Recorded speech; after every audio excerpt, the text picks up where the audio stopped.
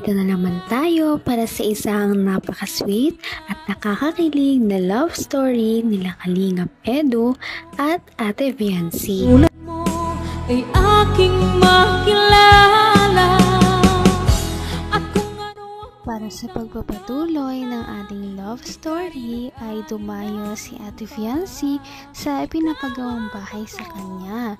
Nakakatuwa nga dahil ang bahay nila ay talagang one of a kind, kaya ngayon naman ay pupuntahan niya ito para malaman kung ano na nga ba ang mga nagbago at progress. Sa kanyang pagpunta doon ay humanga talaga ang buong Kalingap team na naman kay Ate Viancy. Dahil paano ba naman ay sa kanyang pagpunta ay nagbitbit pa siya ng mga kakainin ng mga karpintero. Kahit na hindi naman siya ganun kamay kaya sa buhay, hindi niya nakakalimutan na magbalik talaga para sa ibang tao at tumulong din hanggat kaya niya.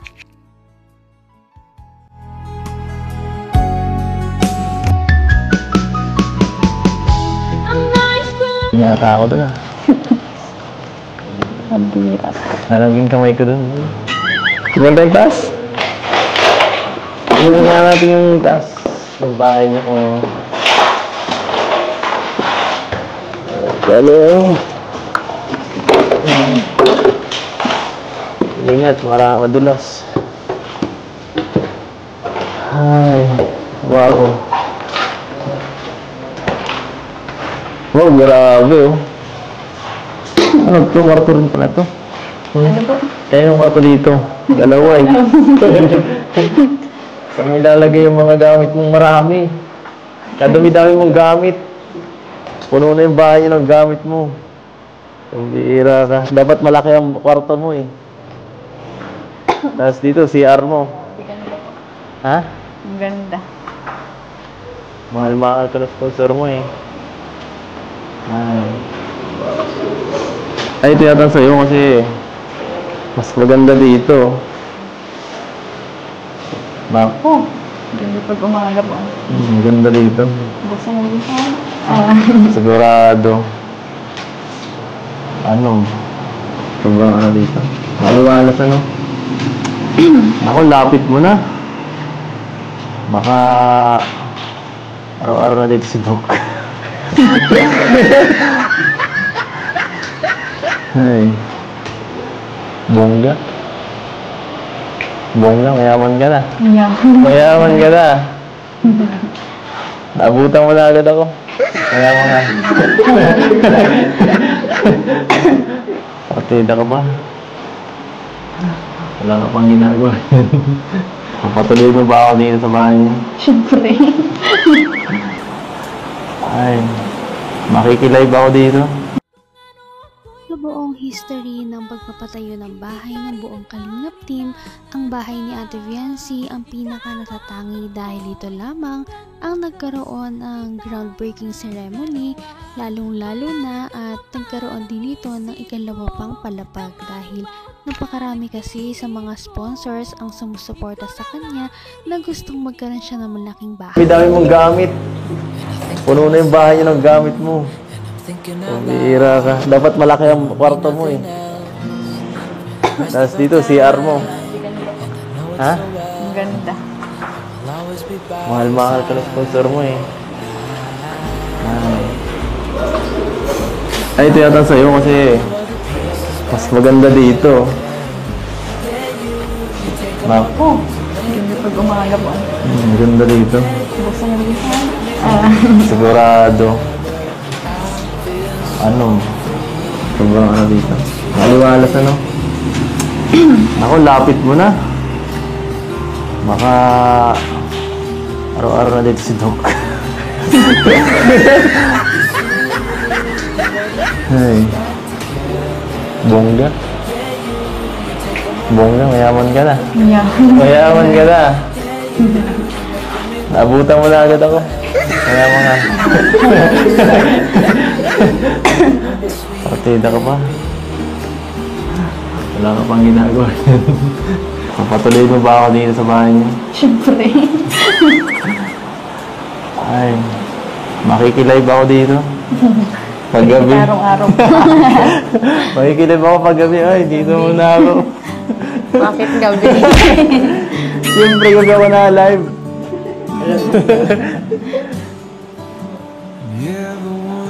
Kaya hindi po ako minsan nakakapanood ay. Anong oras na kayo na-live?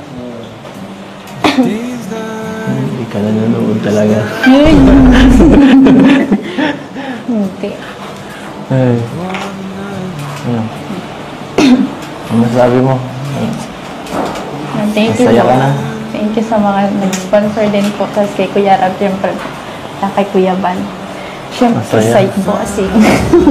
Kahit saan talaga magpunta ang EDC Love Team, talagang pinapakilig nila ang mga tao sa kanilang paligid. At hindi nila ito naiiwasan dahil nga napakalakas din talaga ng kanilang chemistry. Nakakatuwa dahil ngayon lamang sila nagsamang dalawa na maglibot sa pinapagawang bahay nila Ate Viancy. Mahal. Ako. Kaya mga... Partida ka pa. Wala ka pang ginagawa. Papatuloy mo ba ako dito sa bahay niyo? Siyempre. Ay, makikilive ako dito. Paggabi. Araw-araw po. Makikilive ako paggabi. Ay, dito muna ako. Bakit gabi? Siyempre, kung ako na live.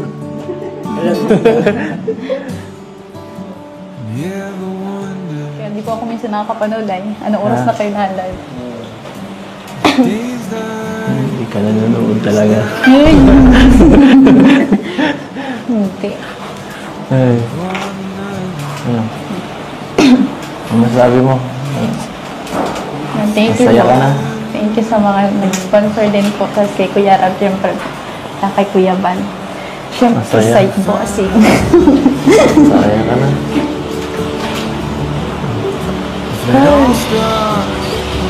Wala akong maisip na yun. Lagi man po akong masaya. Masaya ka?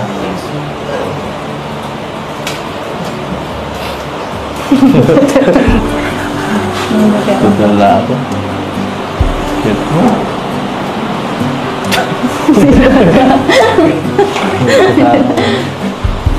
Wala na. Wala.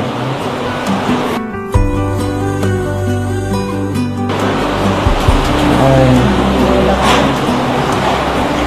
Baka ma-miss mo yung ano. Baka ma-miss mo yung dagat. Baka ma-miss mo sumayaw sa dagat niya, no? Wala na eh. Wala ka na dito makikita ang dagat. Malayo-layo.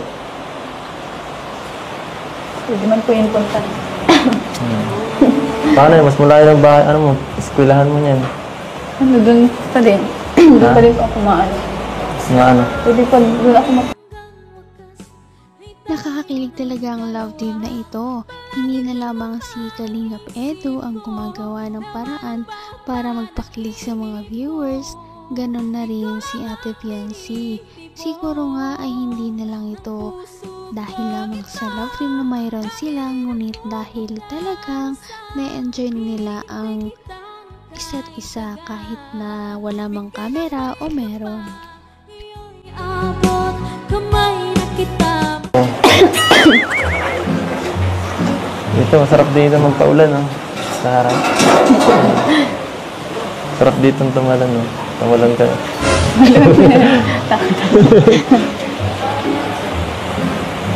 sobrang layo na po sila ate. Malayo.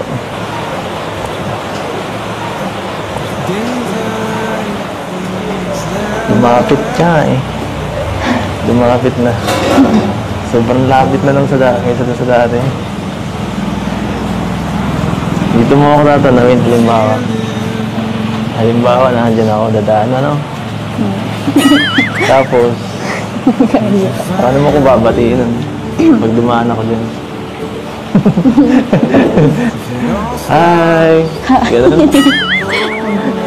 Mas maganda lang bungad mo yan.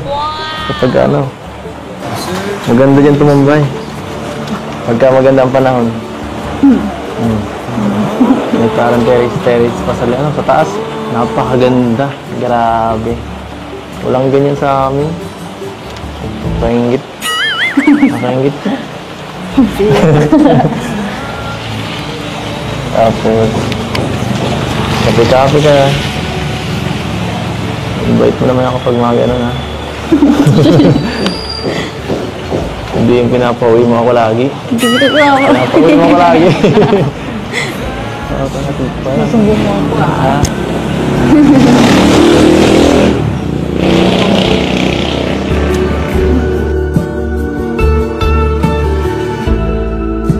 And hope we know when it's better Hindi ko pa talaga akalain na magkakawato ng ganito kalaking bahay. Huh? Kaya nga eh. Alam ko lang po talaga yun. Yung kumbaga mga pabahay lang talaga ni Kuya Rab. Ganun na lang po yung gusto ko. Sana nga ay makalipat na si Ate Fiancy at ang kanyang pamilya sa kanilang bagong bahay.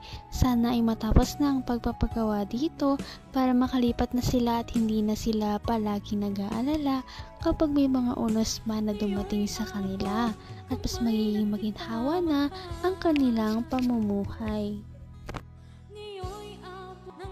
Napaka-sweet talaga nila at napakabait ng tambalang ito kaya maraming sumusuporta. Kaya naman, sana ipatuloy natin silang suportahan at mahalin si Fiancy, si Kalingap Edu at ang Kalingap team. Yan lamang at maraming salamat sa panonood. Abangan natin kung magkakatuluyan ba talaga si Kalingap Edu at Fiancy. Hanggang sa muli. Bye! Ngayon'y abot